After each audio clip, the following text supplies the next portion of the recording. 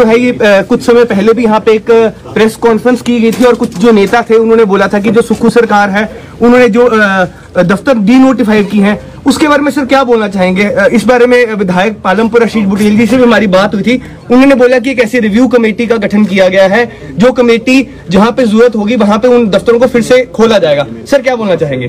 देखो, जो हमारे आशीष बुटेल जी ने कहा कि नीड बेस्ड खोले जाएंगे, ऐसी क्या जरूरत पड़ी कि 4.5 साल तक हिमाचल प्रदेश में जयराम जी मुख्यमंत्री रहे और मुख्यमंत्री के बनने में कहीं भी संस्थान नहीं खोले गए। लास्ट के 6 महीने में ऐसी देवीय शक्ति आई कि 920 संस्थान खोल दिए। अगर आपने 920 संस्थान लास्ट के 9 खोलने ही थे तो पहले लेक्चरर्स की नियुक्तियां करते, जहां कॉलेज खोलने थे, टीचर खोलने थे तो वहां भी लेक्चरर, टीजीटी आर्ट्स, जेबीटी की नियुक्तियां करते, जहां प्राइमरी स्कूल खोलने थे, सीएससी खोलने थे, डॉक्टरों की नियुक्तियां करनी चाहिए थी। अब पीएन के सहारे तो कॉलेज नहीं चल सकता ना जी, और सीएससी कोई वार्ड वाई के सहारे नहीं चल सकती, एक स्टाफ नर्स के सहारे नहीं चल सकते। हम भी आते और हम भी बोल देते हम भी संस्थान खोल रहे हैं। तो पहले जो संस्थान खोलने होते हैं उनका इंफ्रास्ट्रक्चर मजबूत करना पड़ता है। मैं जयराम ठाकुर जी से ये पूछना चाहता हूँ कि आपने 4.5 साल पहले क्यों नहीं संस्थान खोले, और चुनावों के वक्त आकर आपने ये चुनावी मुद्दा बनाने के लिए कोशिश की, पर जनता ने उसको भी नकार दिया। हमारी सरकार ने वादा किया है कि जहां भी नीड बेस्ड होगा वहां संस्थान खोले जाएंगे, वो चाहे जयराम ठाकुर जी का विधानसभा क्षेत्र ही क्यों ना हो, वहां भी संस्थान खोले जाएंगे अगर नीड बेस्ड होगा। और भी कोई बीजेपी के विधायक होंगे जहां नीड बेस्ड होगा उनके भी संस्थान खोले जाएंगे। इसके अलावा अगर जनता की भी मांग होगी वहां भी नीड बेस्ड के आधार पर संस्थान खोले जाएंगे। हमारी सरकार हिमाचल प्रदेश का समान विकास चाहती है, पर जिस तरह से हमारी सरकार आर्थिक बदहाली के दौर से गुजर रही है उसमें मेन कारण पिछली भारतीय जनता पार्टी की सरकार है, जिसने इस राज्य पर 75,000 करोड़ रुपए का कर्ज चुकाया। और तो छोड़ दीजिए, संस्थान खोल दिए। अरे भी संस्थान खोलने से पहले सरकारी कर्मचारी अधिकारियों के जो 6th पे कमीशन लागू किया उसका एरियर देना चाहिए था, वो भी नहीं दिया। फिर उसके बाद पेंशन भोगियों का एरियर था, वो भी नहीं दिया। फिर उससे ऊपर भी बढ़कर एक और कदम उठा दिया कि चुनाव आ रहे हैं फटाफट, और डीए की किस्त दे दी 992 करोड़ रुपया, वो भी नहीं दिया।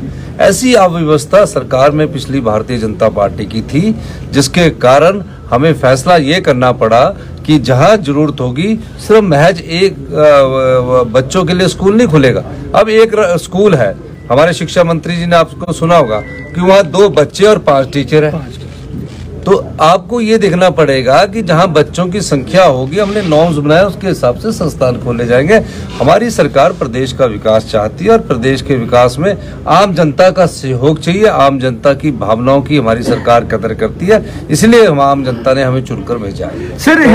सर कांगड़ा जिला को हम टूरिस्ट हब के उससे देखना चाह रहे थे, आपने कई बड़ी प्रेस कॉन्फ्रेंस के माध्यम से ये बोला है। सर अभी तक कहाँ सरकार कितनी प्रोग्रेस है? अभी 3 महीने हुए जी 75 वर्षों में इस कांगड़ा के बारे में किसी ने राजनीतिक दृष्टिकोण से देखा जाए तो टूरिस्ट पॉइंट ऑफ व्यू से नहीं देखा गया, टूरिज्म पॉइंट ऑफ व्यू से नहीं देखा गया। हो सकता है कई विकास के कार्य जो पिछले नेता रहे उन्होंने किए हैं, लेकिन टूरिज्म पॉइंट ऑफ व्यू से हमारी सरकार ने कहा है कि हम सबसे पहले कांगड़ा को tourism capital of the state बनाएंगे।